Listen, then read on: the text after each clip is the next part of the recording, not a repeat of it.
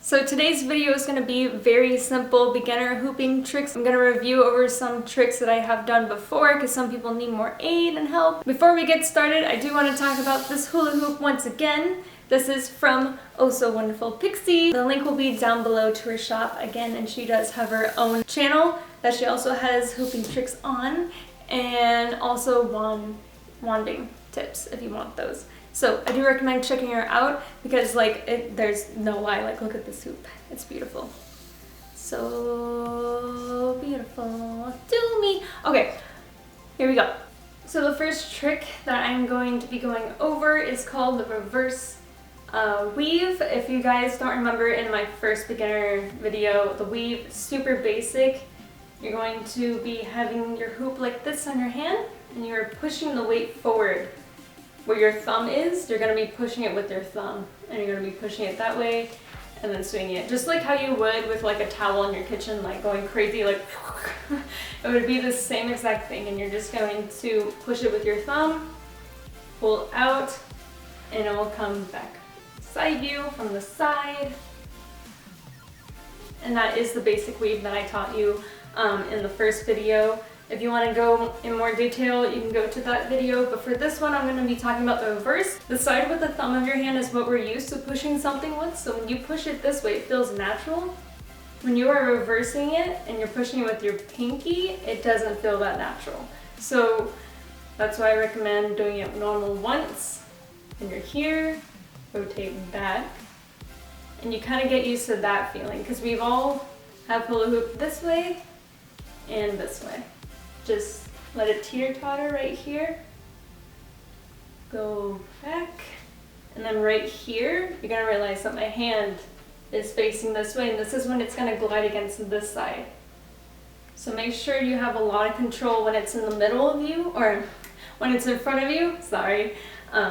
So normal, back, and then right here, that part where it swings back in front of you, you want a lot of control, or else you're either going to hit your face, it's going to be wobbly, so make sure it just slides right next to you. And then at some point you're going to be able to lose that tension, and it should glide quite easily for you. So that's the reverse weave. For ghosting, like I said, you're going to have your hand right here. Make sure it's very sturdy and that you're okay with flowing with the half ISOs. So you're going to have this hand like this. You're going to have your thumb facing up just like a basic ISO. But this hand, you have a normal right here, you're going to flip it. So your thumb is on the bottom and you're going to grip it that way. So your thumbs are touching, okay? Now what you want this hand to do is glide. This hand's going to be controlling the actual hoop and the movement.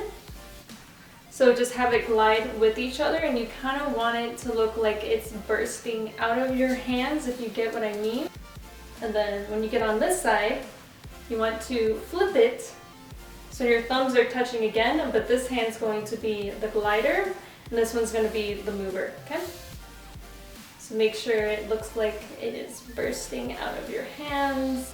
And if you want more movement, you can totally do like how I showed you guys before in other videos, how it has movement. You can also do that with this one, where it actually looks like it's rotating this way and that way, and your hands are sliding throughout the hoop.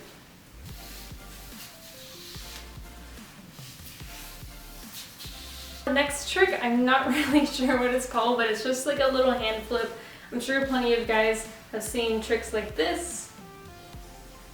We're just flipping around the hand and everything like that.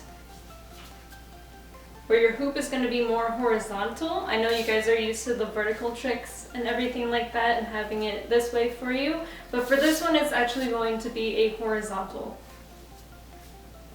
And you should be able to have this resting space right here. I feel like this is very important because I know some people will be like down here and make it all sloppy. So once you get to this point right here and it's resting, you're going to have your hand, the other one, it's going to come right behind it, and the back of your hand is going to be resting on this hoop, so when you flip it, it's going to flip around, because it won't connect, this hand won't connect with the hoop anymore, it's just going to be this one, and it's actually going to flip back into your hand like this.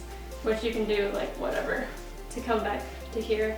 But just a simple hand flip, bend it, and then catch it, okay? So you're going to flip it, stop it, bend it, and catch. So again, stop, bend and catch, stop, bend and catch. And you really want to build that tension when you're sitting right here. Okay, I'm going to go back over waist hooping because I know some people are a little confused with that, but I'm also going to revisit just the basic things and show you how to add more emotion and flow through it rather than just being like stiff and fidgety. Have any tips on would just be the speed that you're doing it at. I noticed when you first start, you're going like this and you're trying really hard. Maybe slow it down. And don't be afraid for people that even are more advanced to slow it even more. You can step with it.